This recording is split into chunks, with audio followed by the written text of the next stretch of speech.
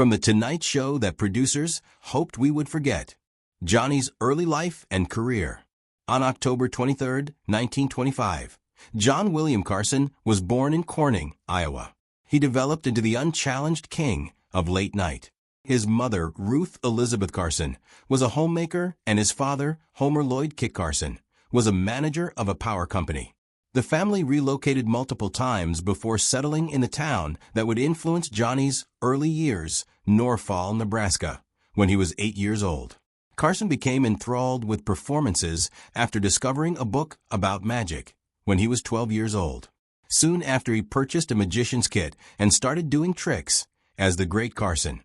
His first paid performance was at the Norfolk Rotary Club when he was 14 years old. He then went on to amuse at church socials and his mother's bridge club. During World War II, Carson enlisted in the U.S. He served as a midshipman in the V-12 program at Columbia University and Millsaps College. While he was not a combatant, he entertained troops on the USS Pennsylvania with a ventriloquist dummy called Eddie, a precursor to his lasting ability to engage people. After the war, Carson re-enrolled at Norfolk and attended the University of Nebraska-Lincoln. Carson graduated with a major in speech and drama, a minor in radio, and graduated in 1949. His senior thesis was how to write comedy jokes, which was written in the form of tape skits and analysis, showing his first true grasp of comedic structure. Carson began his on-air career with WOW Radio in Omaha, presenting a morning show complete with light-hearted repartee. Carson moved to Los Angeles in 1951 and was an announcer for KNXT reading station IDs and weather reports. Though low-key, it paid off with having his own show, Carson Cellar, with characters and sketches that would be reprised later on, The Tonight Show. His early big break came when he stepped in as a replacement for comedian Red Skelton, impressing network executives and earning his own short variety program, The Johnny Carson Show. He subsequently hosted the game program, Who Do You Trust?, whose quick wit and banter with his guests earned him surprising popularity nationwide. Carson took over as host of The Tonight Show from Jack Burr in 1962 and worked for 30 years. Carson's fast-paced patter, exact timing, and ability to bring the best out of guests transformed late-night television. Carson created such enduring personas as Karnak the Magnificent and Aunt Blabby, and his monologues were a nightly ritual for millions. Carson was a formidable presence. Carson received 6 Emmy Awards, a Peabody Award, and was inducted into the Television Academy Hall of Fame in 1987. Carson received the Presidential Medal of Freedom in 1992 and a Kennedy Center Honor in 1932. Carson remained a figure of great respect even after retiring in 1992, and his successors David Letterman and Conan O'Brien spoke of him as the benchmark by which they measured themselves. Johnny Carson passed away on January 23, 2005 at 79 years old, leaving behind a legacy that affected American television and comedy for generations.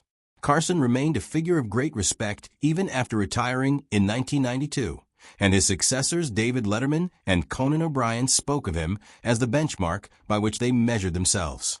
Johnny Carson passed away on January 23, 2005 at 79 years old, leaving behind a legacy that affected American television and comedy for generations. Johnny's personal life. Carson's charm lit up the living rooms of millions, but his life was far more complicated than what his camera appearance would say. Carson had 4 different wives throughout his career, each marriage having its own ups and downs, marking his rise, reign, and his fall from fame. His first marriage was to Joan Jody Merrill Walcott, whom he met at the University of Nebraska. They were married in 1949 and had 3 children, Christopher, Corey, and Richard. But success proved swift and savage. As Carson's star began to rise, their marriage collapsed. Theirs was a boozy row and cold silences marriage. Biographers have said they divorced in 1963, the year that Carson assumed his legendary role on The Tonight Show. Their son, Richard, was fatally injured in an automobile crash in 1991. A tragedy Carson didn't speak much about, but took quite the toll on him, according to reports. His second wife, Joanne Copeland, was a former model and TV host. They got married in 1963, and she helped convince him to work harder at being the host of The Tonight Show. But the spotlight was too bright to endure. The marriage only lasted until 1972, when Joan later described Carson as emotionally remote, a description also echoed by those around him. Later the same year, Carson married Joanna Holland, who was also a model. They lived in New York with her son, but The Tonight Show's move to California strained their marriage. His extensive working hours and perfectionism didn't leave him enough time for home life. They divorced in 1985, and Joanna passed away in 2025. His fourth and final marriage was to Alexis Moss in 1987. Unlike his previous relationships, theirs was a more subdued, quiet affair. Carson retired in 1992 and spent his later life sailing, reading, and living quietly with Alexis in Malibu. Producer George Schlatter has stated, "The real love of Johnny's life was Alex." Despite the fame he possessed, Carson was notoriously guarded. His longtime lawyer and confidant, Henry Bushkin, described him as gracious, funny, and generous one moment, and curt, aloof, and hard-hearted the next. Carson himself once quipped, "If I had given as much to marriage as I gave to The Tonight Show, I'd probably have a hell of a marriage." This line captured both his self-awareness and regret.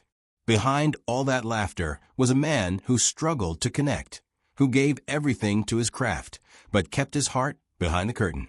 His relationships were marked by brilliance, tension, and ultimately a silent search for peace.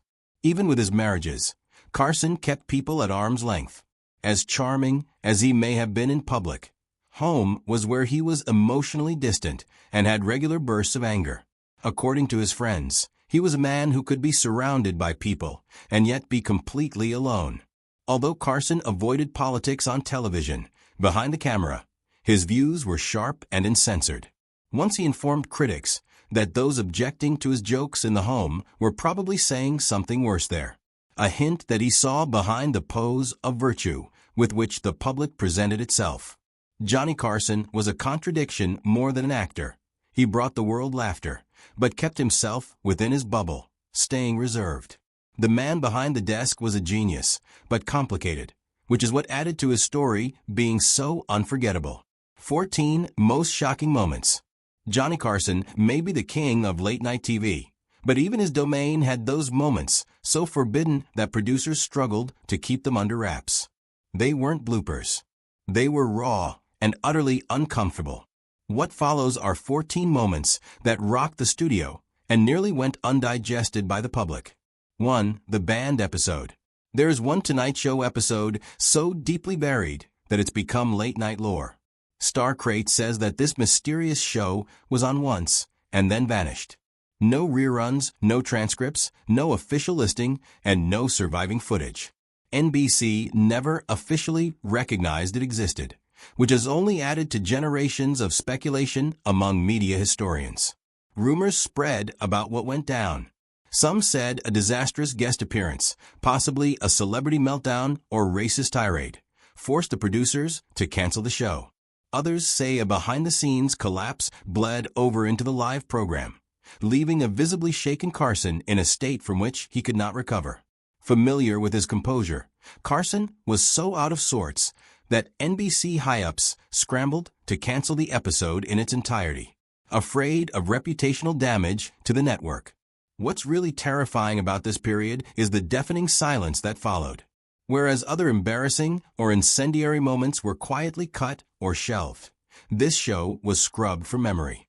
All the attempts at a cover-up only seemed to shroud it in even more mystery, making it a lost footnote of television history. For years, fans have been wondering what exactly happened that evening, but not one insider has ever let slip any hard facts. The lost Johnny Carson episode NBC tried to bury. Why? A clip that delves deep into this haunting mystery, compiling theories and archival clues that point to a moment so volatile even Carson's legendary cool couldn't prevent it from falling apart. Scandal, sabotage, or something far more personal. Whatever it was, the truth remains unknown, making one of the creepiest, unsolved chapters of late-night history. 2. The Joan Rivers fallout. Joan Rivers and Johnny Carson weren't just colleagues, they were a late-night power couple. Carson had championed Rivers early in her career, famously telling her on air in 1965, "You're going to be a star."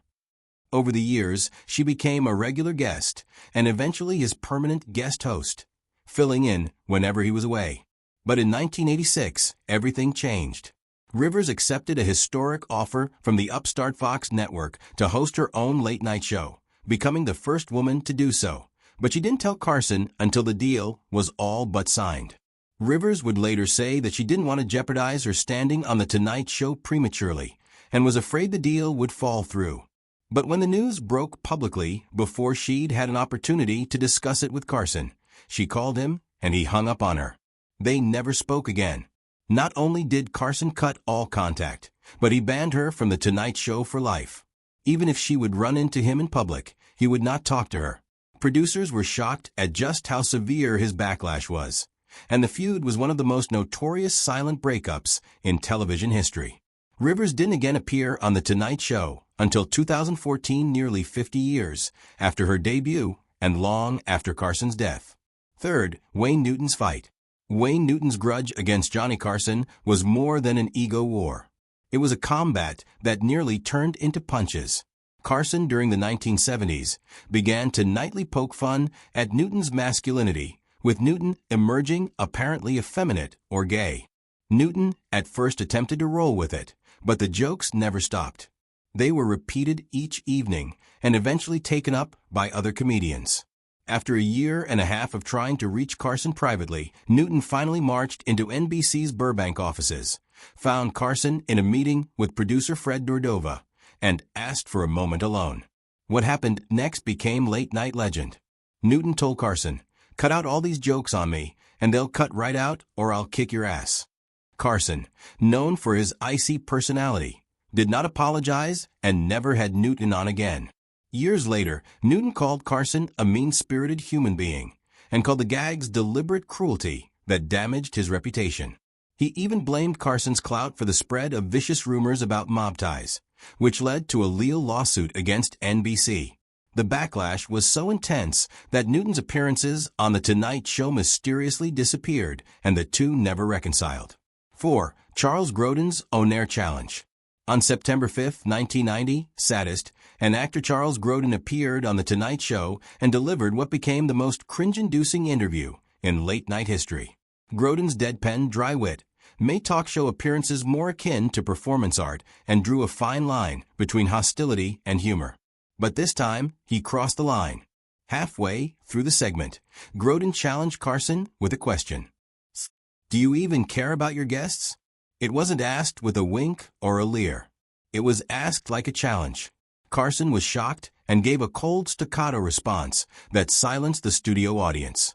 The air was electric and Grodin didn't flinch, further pushing at Carson's glossy surface and the show's mundane tempo.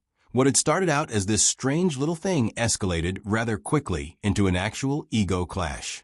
Members of the audience didn't quite know whether to laugh or breathe. Carson, who made a good living diffusing embarrassment with charm, seemed visibly shaken. According to Splice Today, producers even considered cutting the segment from future reruns because they worried it destroyed The Tonight Show's carefully built veneer, but Carson let the segment air in its entirety. Even today, fans revisit to watch the clip as a peculiar moment when the king of late night was caught off guard on his own turf. Not from scandal, but by a surprising visitor who had the audacity to challenge the very existence of the show. It is part act, part reality, all discomfort. 5. Shelley Winters versus Oliver Reed. Shelley Winters made late-night history on The Tonight Show, starring Johnny Carson. In 1975, British actor Oliver Reed started off making sexist and salacious remarks, including remarks on the roles and appearance of women. Winters is known for having a quick wit and zero tolerance for misogyny, and she did not hesitate. About halfway through the bit, she got up, grabbed her drink, and threw it straight into Reed's face. The audience gasped. Carson, usually the voice of reason, seemed visibly perturbed as tension inside the studio reached astronomical heights. The moment was so intense that later, producers cut the segment from repeat transmissions, excising the most controversial parts to keep the show's shiny reputation intact. But the original transmission remained intact, and clips have made this scene online, turning the incident into a mythical live television beat-em. Winter's on-air defiance was not an instant reaction. It was a reckoning. 6. Animal mayhem. Joan Embersey's animal appearances on a weekly basis were never a guarantee. But on one night of The Tonight Show, filmed in the 1970s, they became complete chaos. Embery presented a monkey that snatched at a guest's hand suddenly, not hard enough to hurt, but hard enough to surprise the studio into nervous laughter. A snake she presented slithered out of the hand of its handler and began to move freely across the stage. Soon after, Johnny Carson, who was famously ill at ease with bizarre animals, could be seen visibly shaking and backing away, clearly traumatized. The audience gasped, and the crew scrambled to contain it. Carson tried to calm himself down, but his discomfort was obvious. Producers would eventually excise the segment in later reruns, omitting the most frenzied seconds to preserve the gloss of the show. Yes, though Joan Embersey's visits were always a hit for their informality and playfulness, this show was one of the few times Animal Mayhem really won out over the set and allowed the audience a glimpse of Carson's very real fear. 7. The Zaza Gabber cat joke. It is one of The Tonight Show's greatest all-time stories, but it probably never happened. Years of pop culture rumor have it that Zaza Gabber once had a cat in hand on The Tonight Show and asked Johnny Carson, "Would you like to pet my pussy?" Carson supposedly replied, "Sure, just move the damn cat." The joke has been retold multiple times in the realm of comedy, late-night legend, and online forums.